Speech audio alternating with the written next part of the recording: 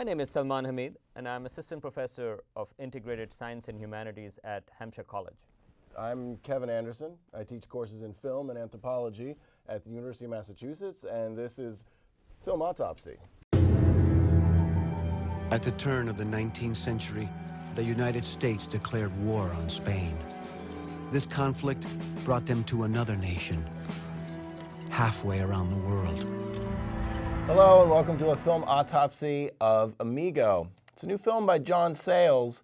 He wrote it, he directed it, he edited it, and actually when we saw it, he actually introduced it in person. I think he was also the projectionist when we saw it. It's a film about a very little-known war. Most people know about the Spanish-American War, but the U.S. In the early 20th century was at war with the Philippines after the Spanish had kind of given up the Philippines and gone back to Madrid to have sangria and everything. So Sayles' film is about this little moment in history that's not really taught in Philippine education, something that he came to discover when he was over there making the film. And it's very attentive to details. It's a war picture, but it's not about the fighting. It's about the choices people have to make. And it was rather compelling. And unfortunately, it's not in really wide distribution. Yeah, it's a real shame. I mean, here is a movie by John Sayles, who's like, this is his 17th film. And this is a really good film. In fact, compared to his last few films, not saying that last few films were horrible, but I do think that his last couple of films have become a little too preachy.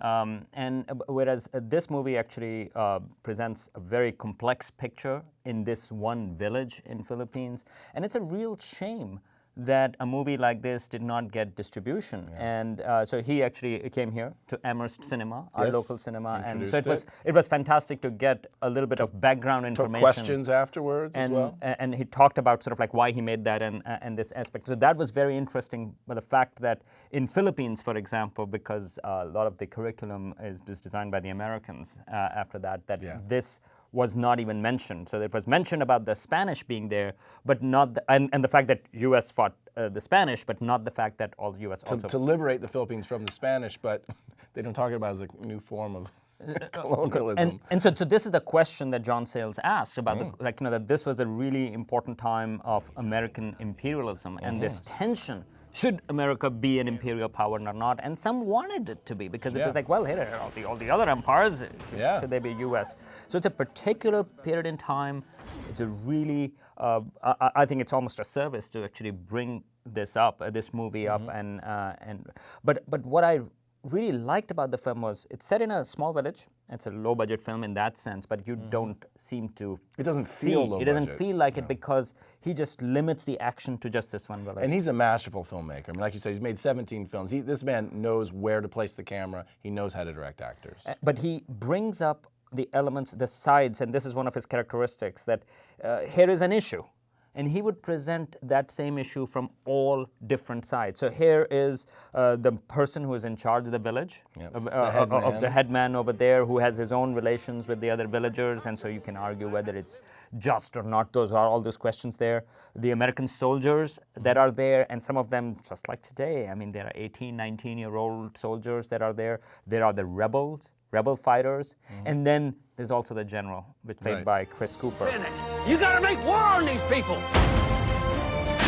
And Colonel. And so you see all of these different angles, and you really get to know each side and their motivations, and it's not really black and white in terms of why they are there. Well, so this headman, his character's name is Raphael, and so he's in this position where his village has been occupied by American troops. It's been garrisoned. Yet he knows, and because namely his brother is one of the rebel leaders off living in the woods, who have been fighting an almost guerrilla-style war against the American occupation. His own brother is the jefe of the insurrectos. The gloves are coming off, gentlemen. We have done with the carrot for the moment. And it is time to employ the stick.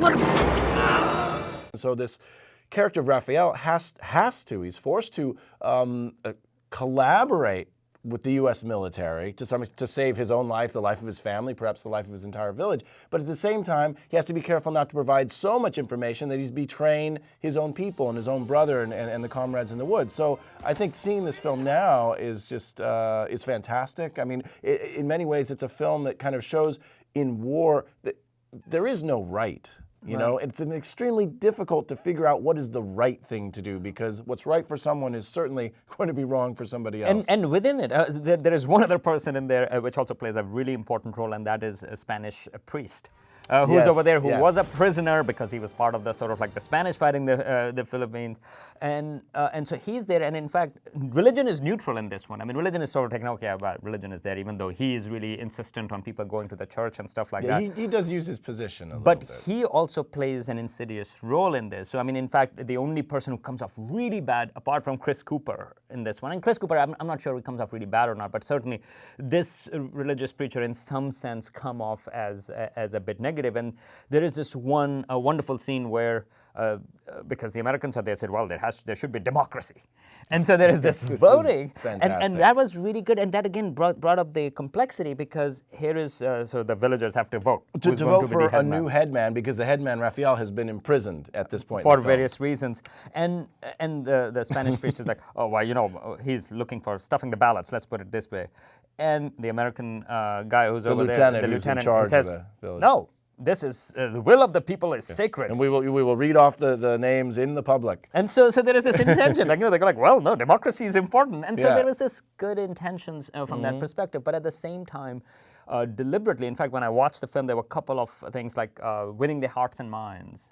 Okay, and there's this issue of water torture that comes up. And John Sayles mentioned, so I was like, oh, is it anachronistic, the hearts and minds? Is he making a comment about Iraq War and stuff like that? But John Sayles actually talked about that was really used in the Vietnam War, but not just that, in this particular Philippine-American war also. Yes. And he said it goes all the way back to the Bible. Right.